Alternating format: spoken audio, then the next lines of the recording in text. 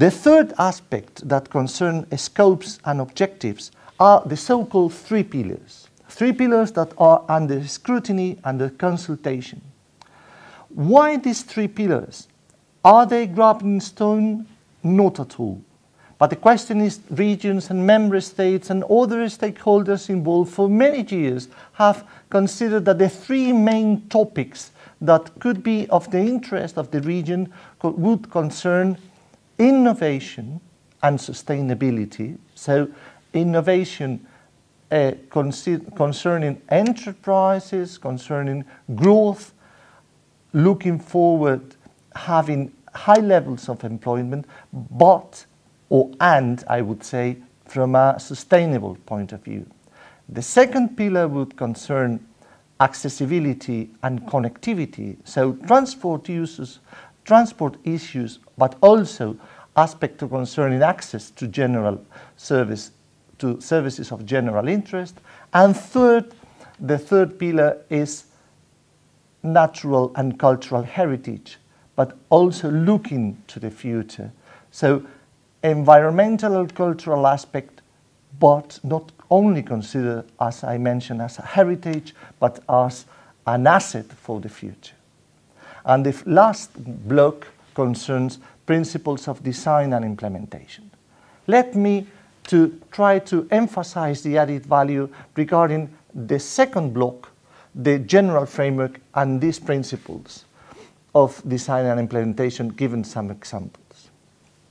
If I had to summarize the added value, I would mention the following. First, this new initiative, considered a label as a macro-regional strategy, as I mentioned before, is born to complement other. But to complement other initiatives means that we are really, really aware of the fact that current initiatives have some gaps. So to complement these initiatives means that we have to develop new frameworks because existing initiatives are not able to tackle all the problems sufficiently. Why? Because boundary problems, border problems, or sectoral problems are there. So the added value is to complement, not to reiterate the first aspect. The second point of this added value would be we need to adopt a cross-boundary perspective. Why? Because many of the problems are there. When we are talking about the Alps, probably the first idea is to say, well, we have a very rich regions. However, internally, we have serious territorial imbalances.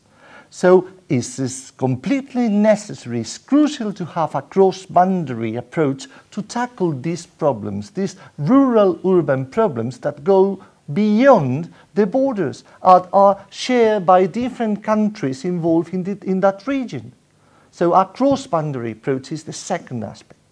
The third aspect is, okay, we have problems of innovation, for instance. But what was our previous approach?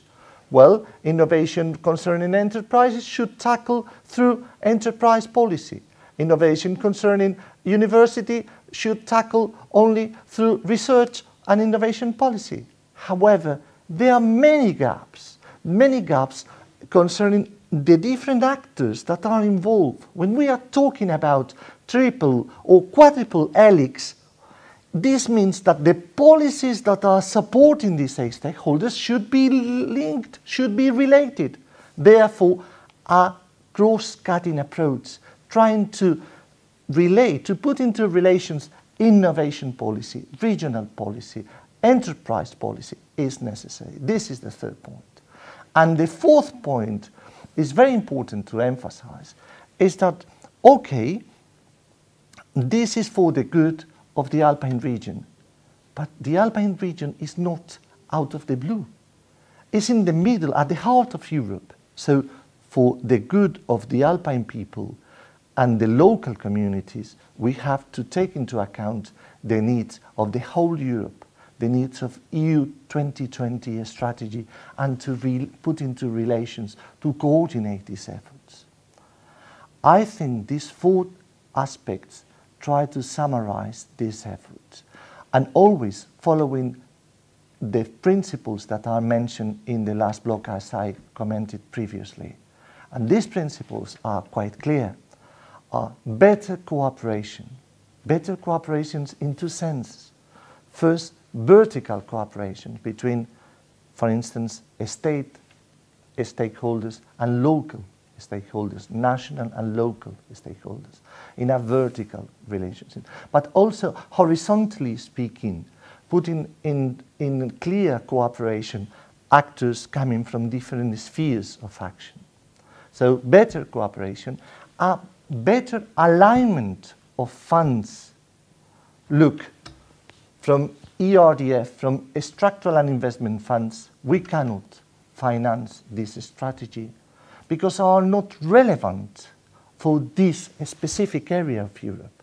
However, if we take into account not only regional funds, but also other EU funds concerning rural development and agricultural policy or concerning Horizon 2020, this means innovation funds, we have more than enough funds to develop this, of course, always counting on national and regional funds too. Therefore, the exercise of embedding these Alpine macro-regional strategy priorities in the regional and national programming is a crucial exercise, and we will foster this exercise. And the third aspect is not only better cooperation and better alignment of funds, but better policy design. And this implies that according to our report on governance of May 2014 and report of added value of macro-regional strategies of June 2013, we have to try to emphasize that a stronger political leadership and clear regional work is necessary. I hope that this can be of utility for you. I wish every success at your conference.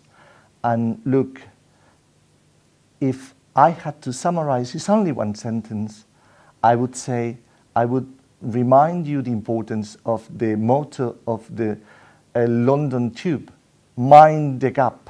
So we have several gaps here, but the question is to transform all the challenges we have and all the gaps we have in potential sources of growth, employment, and better quality of life in the Alpine region. Thank you very much.